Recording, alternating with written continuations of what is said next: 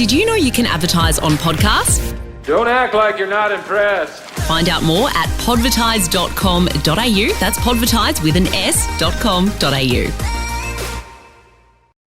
Did you know you can advertise on podcasts? Don't act like you're not impressed. Find out more at podvertise.com.au. That's podvertise with an s.com.au. Hey guys, it's Morgan Mitchell and I'm on the Unlaced podcast with Jake.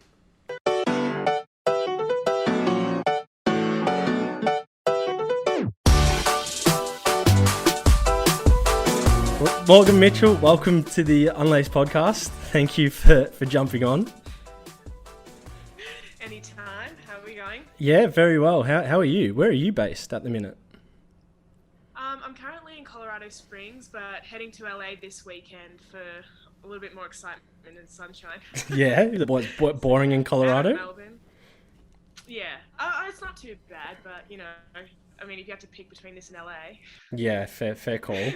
So how long have you? Because you were stuck in you were stuck here like me, and then you got yourself out for training and just a better way of life, I assume.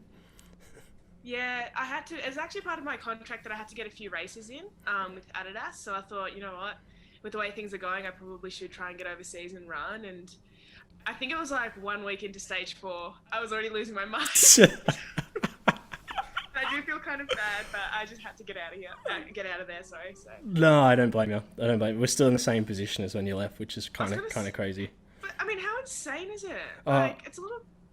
What are we at now? Like 5 to 10 cases per day. So, you know. I mean, come on. Yeah, right. Stage 3 should be fine. That's right.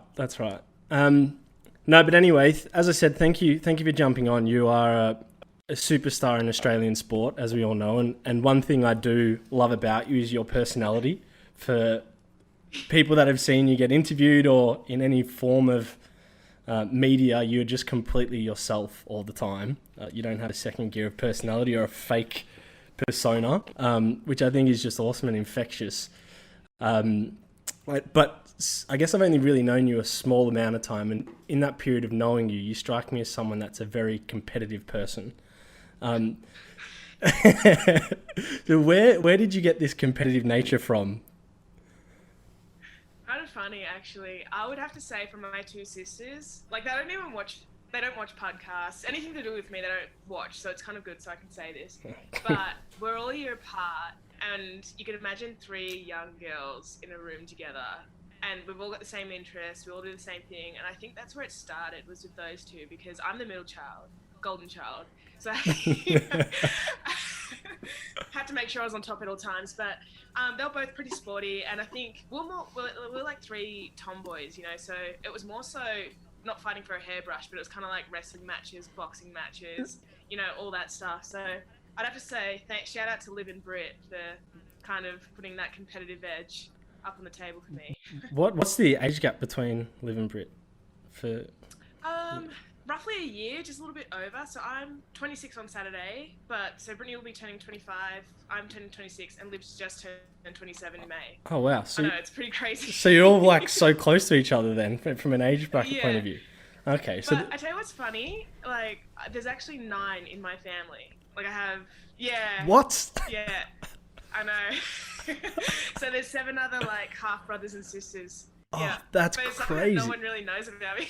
That's crazy. What, are they spread out everywhere? Are they all in Australia or? No, so the oldest Ariane is in Texas, and then it goes my stepbrother Samuel, then us 3, then Jerry, Celeste, and Athena. And then there's one more that I don't really know her that well. Okay. Yeah, Yasmin is her name. Well, shout out Yasmin. Hopefully she's listening. I guess we're being open and honest. Yeah, why not? Yeah, we're being open and honest. That's cool. So, because your dad's African American and your mum's Australian, right? Yeah. So that's why there's probably a spread out global family. No, but the reason why I wanted to speak about your competitive nature, and it's from a funny story in my opinion, because I've sat at what I would call a relatively competitive Uno game with you.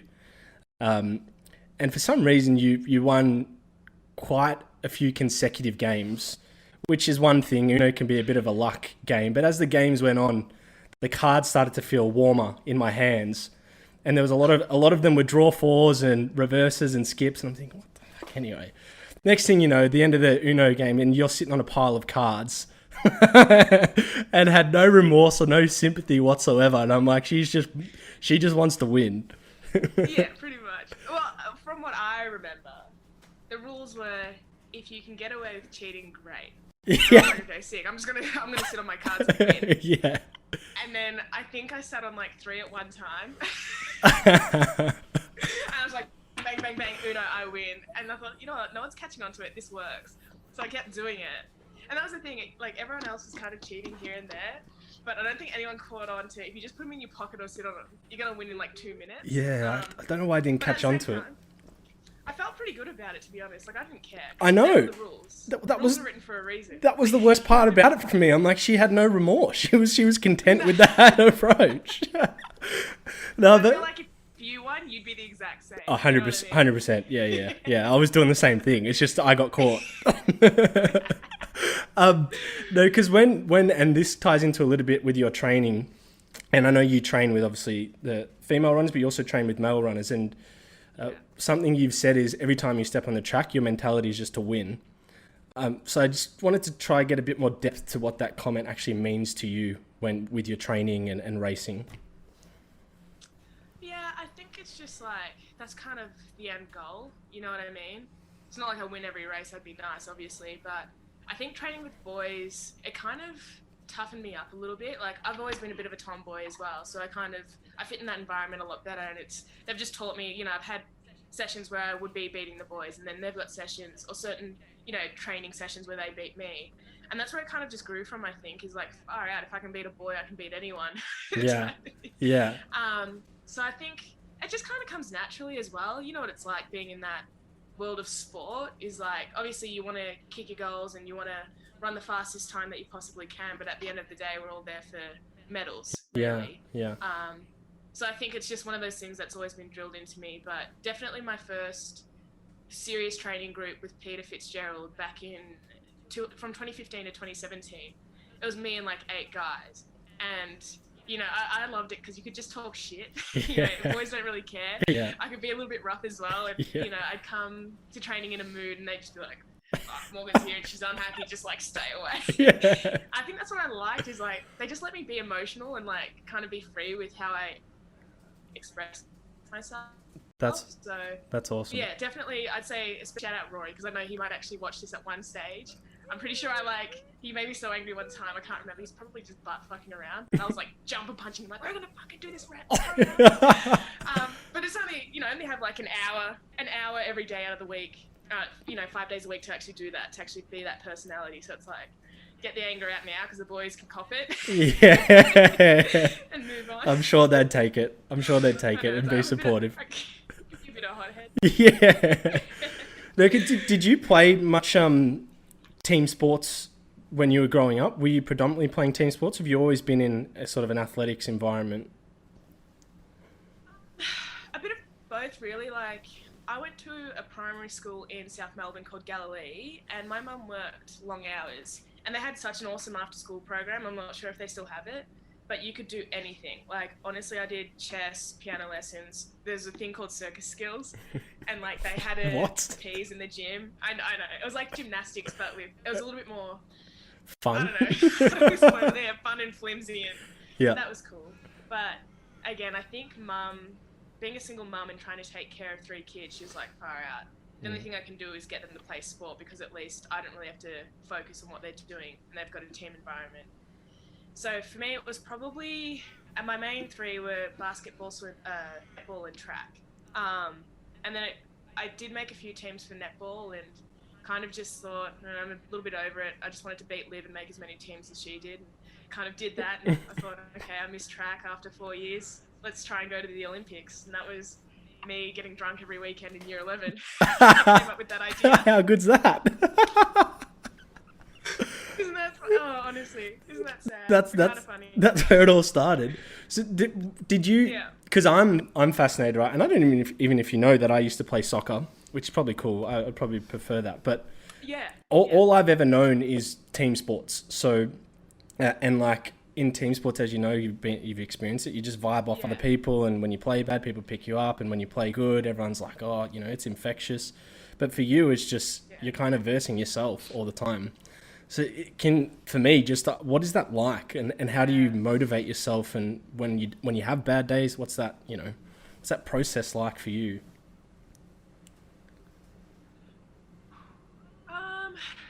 It's interesting. I think when I think about it, I'm probably more of an individual sport person, because if we lost a game in anything in a team environment, I'd be kicking myself for ages. But I think it kind of comes from like, we get out onto the track and you're on the world stage and it's just you, whether you run good or bad.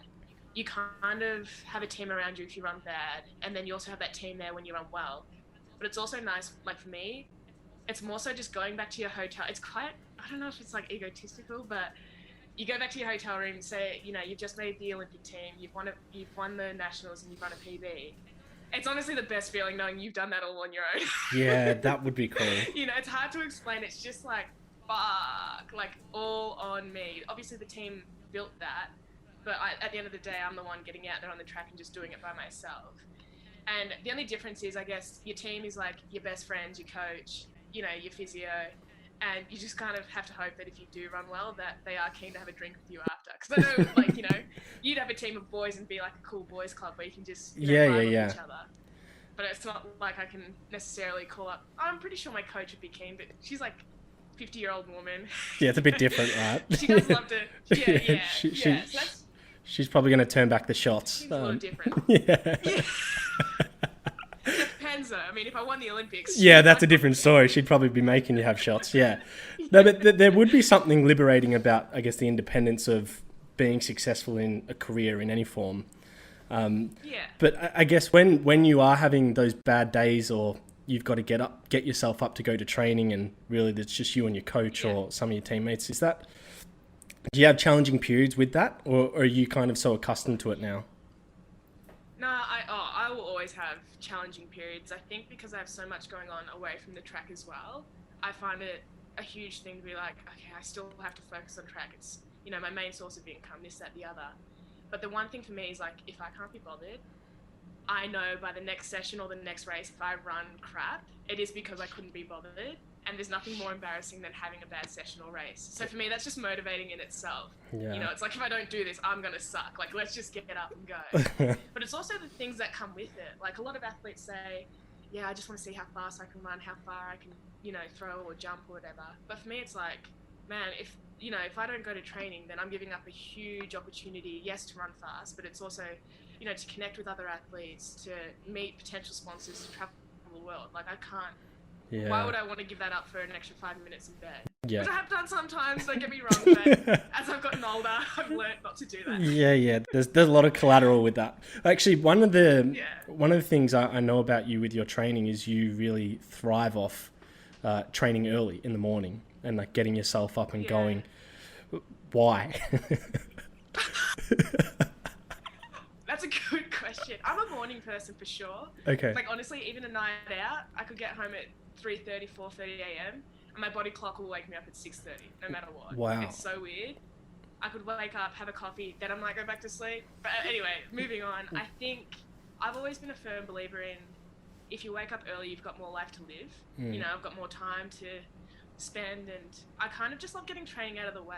You know what I mean? Like, I don't really like hanging around waiting for it when I could have been doing other things.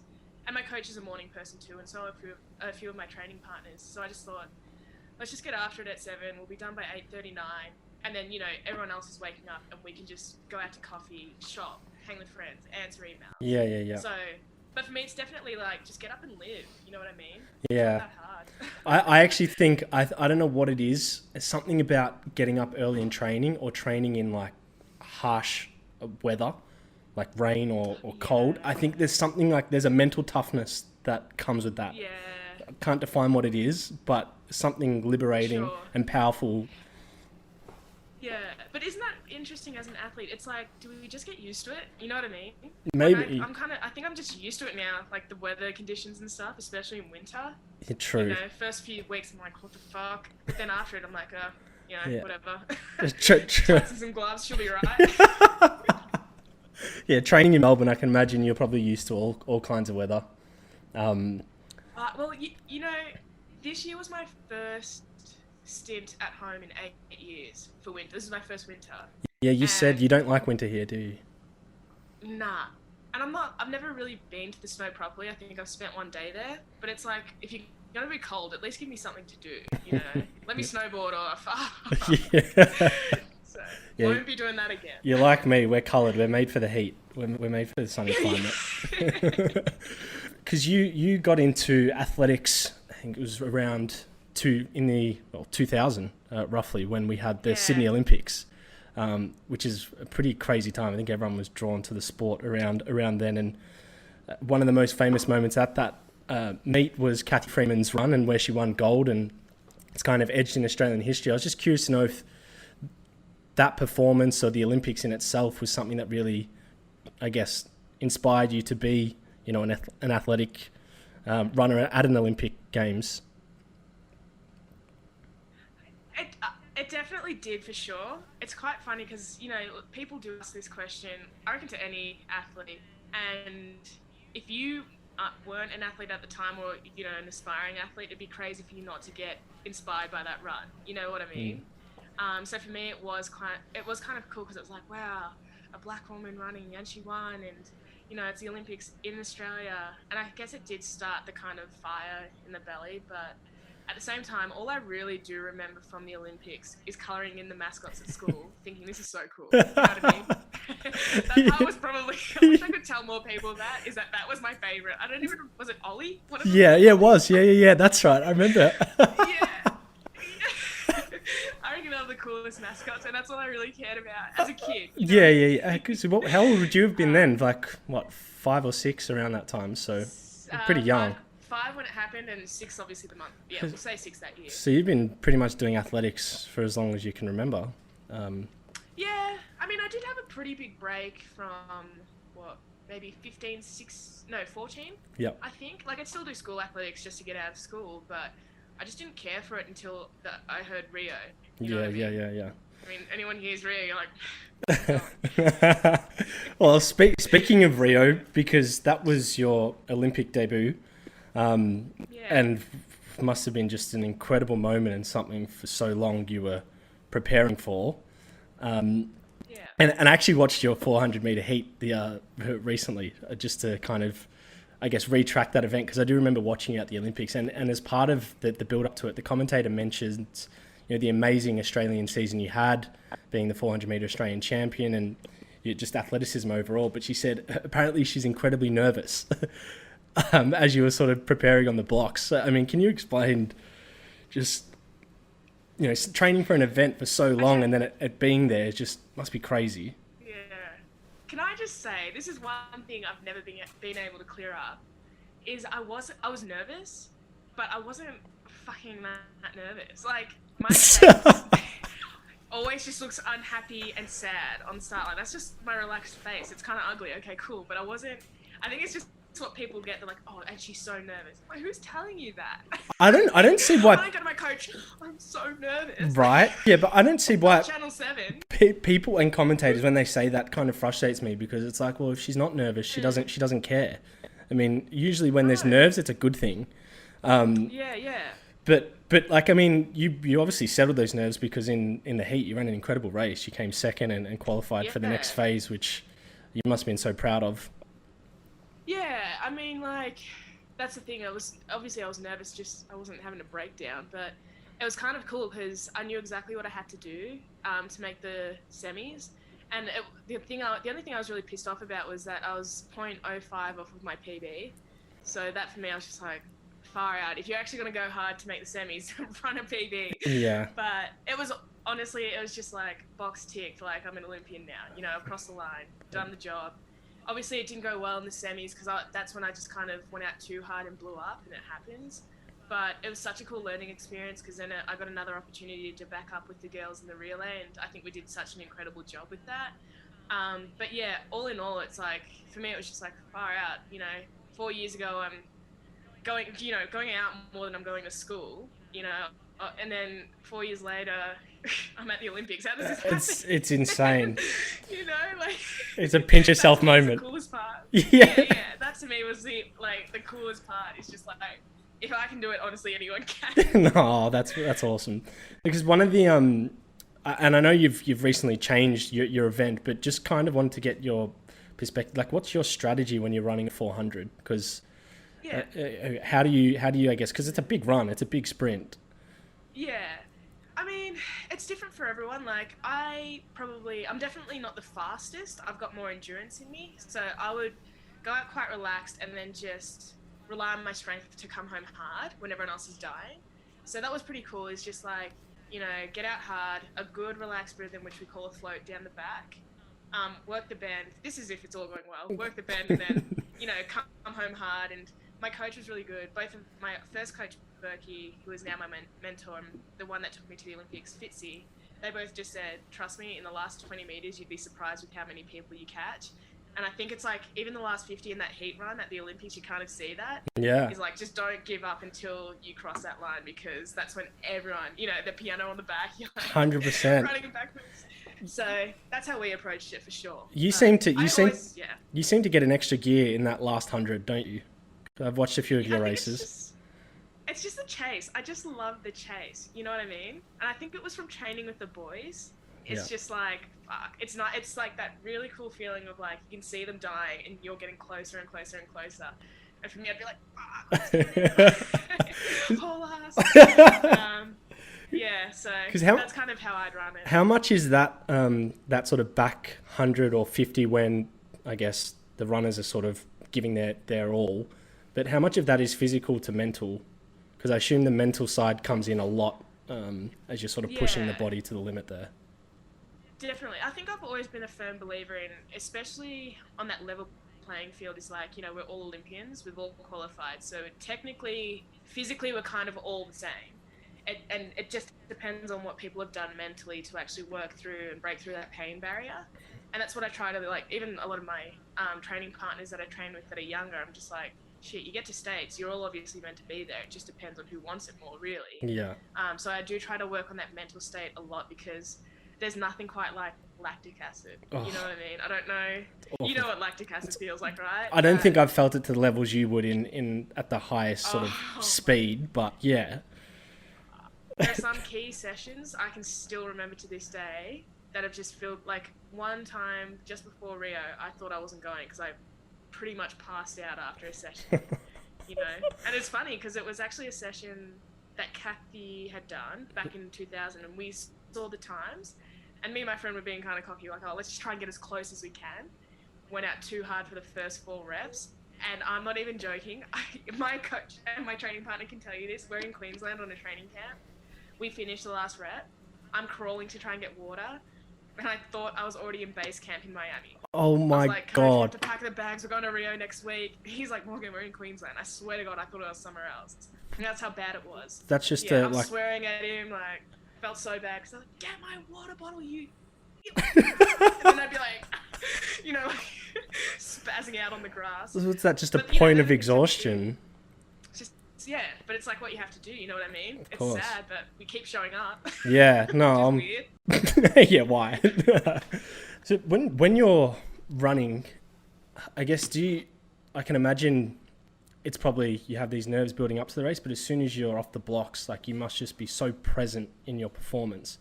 Are you able to clearly think as you run, or what goes in your brain whilst you're running? Is it just like huff and puff, or? That's what I would do. It's different. That's the crazy thing, is like, when I've had my best races, I don't remember them because it's like everything just falls into place. But when I'm a little bit more stressed or like not focused on what I'm meant to be doing, sometimes you can hear the crowd, or I notice other girls like on my left or right, and that's when I'm just like, fuck, what are you doing, you idiot? Just focus. Yeah. But it's not until like the last 100, your brain is so full of lactic, it's like you just zone out. You know what I mean? Really? I'm not even. I don't know if it's like that for other athletes. That should be you. Just like, just be like, get the fuck to the line. Yeah, like, the go. quicker I get to the line, the quicker I can get my massage and eat a burger. Do you just smash food after races, or like? After a race, so I quickly debrief with the coach, cool down, always get a massage, and then I'm such a fries person. So if I'm not like, you know, what it's like after sport. Sometimes you're just not that hungry. Yeah, But true. my usual go-to is just fries. Fries. Sometimes a burger. Yeah. It's pretty simple. That's good. You get salt in the body, and then just right? sleep. Yeah. Yeah. Yeah. Well, that was the one thing. They're like, as long as you get salt, I'm like, sick. Yeah, handy. Like, athletics to me is pretty unique in the sense, especially at the top level where you are, in the sense that you train every day so hard, and even when you're not training, you're probably training either mentally or you're doing like some form of recovery to be able to train. Yeah. And majority of the fans that are going to tune into the Commonwealth Games or your World Champs or even the Olympic Games, like they don't really maybe appreciate the sacrifice and dedication you're giving to an event they're all going to tune in that goes by in like 2 minutes. Like that's pretty crazy to me, right? I know. We're kind of crazy athletes. Like, that's one thing I wish is one thing I would love to do, especially if I'll still be running after Tokyo. Who am I kidding? But I think for the next Olympics after Tokyo, once I am more of a seasoned 800 runner, so one thing I've wanted to do just for the fans and like people just looking in is to show them what a year looks like. You know what I mean? Awesome. Because, you know, if you have a good race or a bad race, you're still going to have people that will judge you and try and say a lot of BS, and it's just like far out. I don't think anyone really, really knows where I've started and how hard I've had to work just to get here. But that's the thing, it's kind of weird because for us, it's all worth it. Any athlete will tell you, like, we train day in and day out. I try to like limit obviously the partying and the bad eating to, you know, the partying probably only 3 times a year, which sucks. Yeah. Yeah. A lot of my friends don't even. Sorry. But that's the thing is like the sacrifices you have to make are all worth it. But, you know, sometimes looking back, it's like, fuck, you're missing out on so much. Oh, and just for I know. people to judge you as well, it kind of sucks on top of that. But at the end of the day, it's like, I can still call myself an Olympian. I've been to some amazing countries. So, you know, in the end, it's all worth it. But stay tuned for the documentary. I was just going to say, so are you documenting like something now for leading up to Tokyo? Is that what's happening? I am doing a small thing with a business called Signet. It's a bit of a surprise because obviously things need to fall into place. Like we can make a documentary, but you still need to run well, make the team, run well on the team. But one thing I'd like to do is along the line where it's just an extended version of, you know, this is what it's this is what it took. This is where I've been. This is where I've come from. Just to give people more of an insight. Like the older I've gotten, the more I've realized I can choose what I want to share, but I think I'm finally ready to share like the deep dark secrets as well that come along with it, just to show people like, you know, what it's like. Athletes are humans, but some people just don't want to believe it. You know what I mean? Yeah. That's the whole purpose for me of this podcast is humanizing athletes, because people will always relate to you as Morgan Mitchell, the runner, but Morgan Mitchell's a human off the track, and there's so much you're giving up that the average human does for enjoyments and pleasures, you know, to run your best race in Tokyo. So I think that would be so cool if you document that. People can have an insight into how hard you actually work. But that's the funniest part is like, I want it to be like so like MAR rated though. It's like you see literally everything. You know what I mean? Like me crying, this is what I've been through, me partying, like it's just everything. Yeah. Just to let people know, like at the end of my career when it all doesn't matter, like, I can't get in trouble for anything anymore. It's just like, this is me. Surprise. Oh, I'd love to see it. I'd be pumped. I think that'd be awesome. I hope that gets off the ground. You mentioned there as well, as you're preparing for Tokyo, the 800 meters, which for those that know Morgan Mitchell at the Rio Olympics and even the Com Games, she was Morgan Mitchell, the 400 meter runner.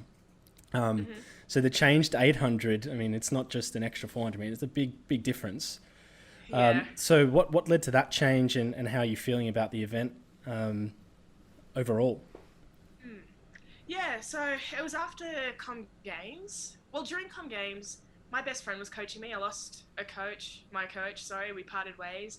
physio, everything, and I was kind of lost. And my best mate, who was also my training partner, was like, okay, I guess I'm going to take the reins. And I was such a mess leading into that Com Games. It was pretty sad. But at the end of it, I thought, I'm either going to quit or I'm going to try something different. And I knew I didn't want to quit. So I was like, Luke Matthews just, got the bronze medal in the 800. I've known him for a while. I know his mum. I was like, hey, Liz, as a joke, I'm like, would you coach me over the 800?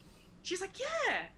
And I seriously went to Europe for like maybe 3 months, went to Coachella as well, got hammered, just called off my season. I'm like, screw this, I'm just going to have some fun. Yeah. And sure enough, in September 2018, I started with Liz, because I just said to her, I'm like, I am so over the 400. I'm so over people thinking I'm going to be the next Kathy Freeman. I'm so over people thinking I'm a 400 runner. I feel I'm more of an 800 runner. I think I can do it. I just didn't like the pressure that came with the 400, and I just wasn't enjoying it. And it was kind of cute. She's like, okay, well, I guess we'll just aim for Tokyo, because world champs are an exact year away. If you make that, it'll be a miracle. And I was like, we're making it. I love that. I remember telling her, I'm like, I'm going to Doha because I have a lot of people I want to prove wrong. And it was kind of cool because I've never met a more supportive family than the Matthews family. You know what I mean? They're the most incredible people, and they stood by me through everything. Like, I don't think people realize how much bullying was going on behind the scenes from certain people, from certain organizations even, and no matter what with the change in event. Just like, okay, game plan. How do we help Morgan? And I think honestly, that family got me to Doha and to 2 flat, and we had such a cool year together. So that's incredible. So when you say there was like, I love the 8 now. Yeah. When there was backlash, are you referencing from changing the events? Like, a lot of people were turning on you for doing that. Yeah, like, I don't even have Facebook, but bless my friends, I was trying to do the right thing, but they'd send me certain comments from people saying, she's a wash-up, she's a nobody, she'll never make it. And then from, I don't know, how do I say this without, it's not defamation if you don't say their name, but a certain organisation and the people high up in that said organisation were just like, you're never going to make it, don't know why you're bothering, you should just stick to at least making a 400 relay. You're too slow now, you're this, you're that. And I was like, no one really cares about my happiness. They just care about, oh shit, if Morgan's not running the 400, who are we going to market? If Morgan's not doing this, how are we going to do this? And it's like, does anyone actually care about what Morgan wants? Yeah. And I had a lot of bad DMs, which I've kept on my phone for the right time, that people have said such mean things, because it goes beyond your performance, Then they start attacking your personal life. They start attacking your body. They start attacking so many different things that aren't even related to athletics. And again, that's why I love the Matthews family, because Liz, I said to her, I haven't stood on a scale for so long, and I haven't taken a body comp test for so long, because I used to just get in there and cry, because I was practically forced into doing it. And she was like, Morgan, I don't care how heavy you are, but if you rock up to my sessions and run my times, you'll get to where you want to get to. And I mean, you start kind of taking care of yourself a little bit better, because your coach trusts you, and that's all I needed was a little bit of trust and understanding. And yeah, I mean, we just did it. That's it was crazy. nice making the team a little bit smaller and shutting out outside noise. But it's, for me, I guess, like, one thing I'd want to say is, it's funny, people say, oh, but you've been in Vogue, you've done this, you've done that, you've got the life that everyone wants to live. It's like, it doesn't mean anything. Like, if I'm still allowed to be sad and have days where, I don't want to do anything. And that's, again, Liz is just such an amazing coach, and she understands that. She's such a mum, and I think that's what I love, So is that... that's all I needed, was like that motherly touch. Is that can you explain who the Matthews family are for the listeners tuning in who aren't aware of who Liz is to you and the Matthews, or the extended Matthews family? Luke's going to love this. Yeah. Shout out Luke. Plug him. Luke Matthews, I think the whole of Melbourne knows him. Luke is a track athlete as well, 8 and 15, and full athletics together. And so, he won a bronze medal at the Com Games. Yep. Then Liz was his coach, who is his mum. And she's amazing. And then you've got Gav, who's the dad. And Gav's, a pacemaker on the bike. And then you've got Michelle Matthews as well. And we go for a lot of jogs together. And she's one of my close mates now as well because of it. And then you also have Ryan, the older brother, but he lives in London. So I believe that he's there in spirit. It's kind of, they just work as like such a good group, and they're such a good family to all the athletes in Liz's squad. But yeah. So shout that's out. kind of like them in a nutshell. But honestly, they'll go to war for you. That's what I think I love. Cool. Shout out to the Matthews family though, because you need people in your corner like that. And so Morgan Mitchell should be able to change events if she wants, and one for performance, but ultimately it makes you happier running an 800 meter. I think athletes always perform their best when they're at their happiest. So, and it's pretty exciting for you. Has the year? I mean, the Olympics was supposed to be this year, wasn't it? So has this extra sort of 12 months helped you transition into the 800 meters and maybe get even more out of yourself that the extra 12 months can give you? I think it definitely has. It kind of sucks because I wish we had this extra year without COVID, obviously, so we could do more. But for me, it was great because we could actually try a few different things in training and kind of approaching training differently to try and open up faster, which we did. So we know what works and what doesn't now. But also for me, it was kind of just nice to get a year to relax and not have to commit to so many different things, because Olympic year for anyone is always just crazy. You know what I mean? Yeah. So yeah, it was pretty easy, like pretty chill. Just, it was kind of sad at the same time because I do miss a lot of my friends, even overseas in Australia, whatever. And it was kind of nice seeing people compete day in, day out. Yeah. So to not have anything was just like weird. So hopefully it goes ahead next year. Awesome. Yeah, well, yeah, fingers crossed. It'd be great to see just sport at the highest level back to where it should be. I mean, what's your feeling going into Tokyo? Have you do you set goals now, or I guess you just train every day, and when you get to the event, you're going to give what you can, or if should you make the team? Yeah, I mean, I definitely have goals. Yeah. The overall goal is obviously to go to the Olympics. Goals beyond that, I'm just kind of like, we'll cross that bridge when we get to it. Yeah. But for me right now, the small ones are to just make the team, to run consistently. I'd like to think I could run sub 2 for sure during the Australian season, which will be quite tough. But I know if I can do it there, then going overseas, I'll only get faster. And it's kind of cool because there's a lot of depth in the 800 at the moment, and my friend Katrina has the Australian record. So I'm hoping we can just play this like little tennis match with the record. Like, you get it, I get it, you get it, awesome. I get it. My other friend Laura gets it. Like, all these girls just keep kind of breaking that record and pushing each other, which is really cool. But yeah, right now it's just like, do as much as you can, get as much of a base in as you can, and then just take it day by day, right? Yeah, that's good. You just don't know what's going to happen next. True, yeah, because the event's not even set in stone, right? So it's like, yeah. Yeah, who knows? So a lot of people know you for your athletic abilities and your performances, but more recently, your cameo in Game Changers, which everyone's well aware of now, Morgan Mitchell, the vegan. And I guess you speak about it for you obviously doing it for health and agriculture choices. Actually, one of the things I love about that documentary is the guy, I think his name's Patrick, where he's just throwing kegs and like carrying different weights. And he says this funny comment. It's like someone goes to him like, "Oh, how are you as strong as an ox when you eat meat?" And he goes, "Well, have you ever seen an ox eat meat?" And it's pretty funny. But I'm keen to, like, when did you transition into being a vegan? Is it something you've always been?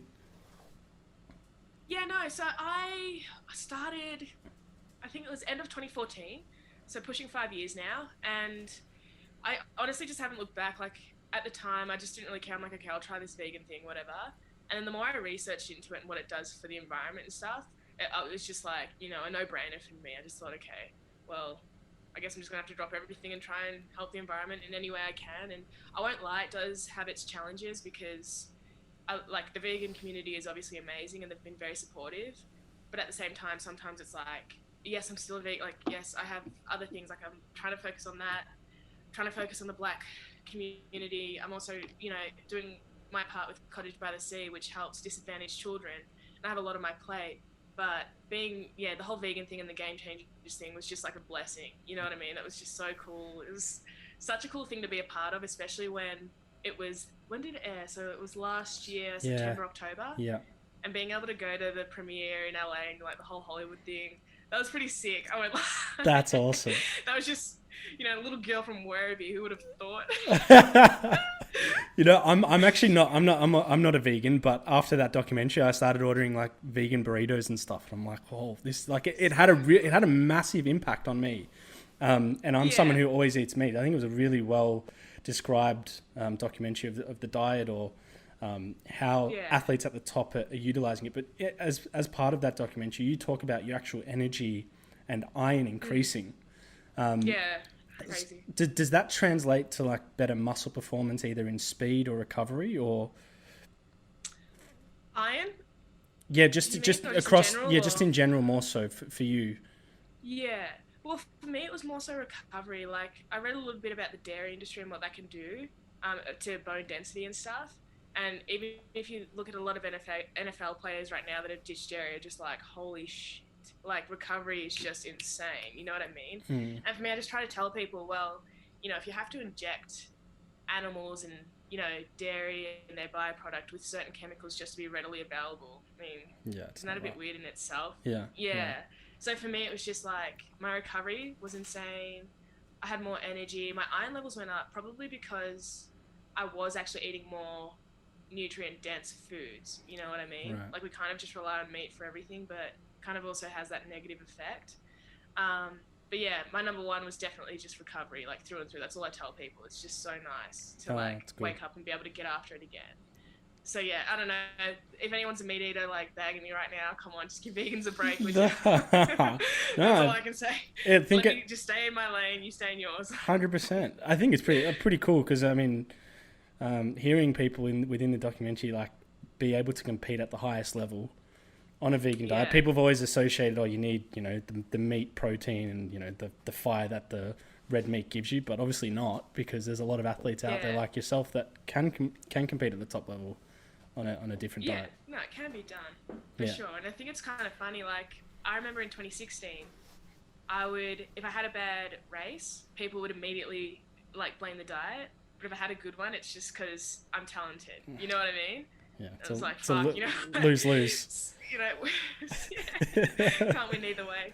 Yeah. Go on with your day. So, who is? I guess, can you give us some insight into who Morgan Mitchell is off the track? Like, what keeps you interested and stimulated outside of, you know, running the 800 meter?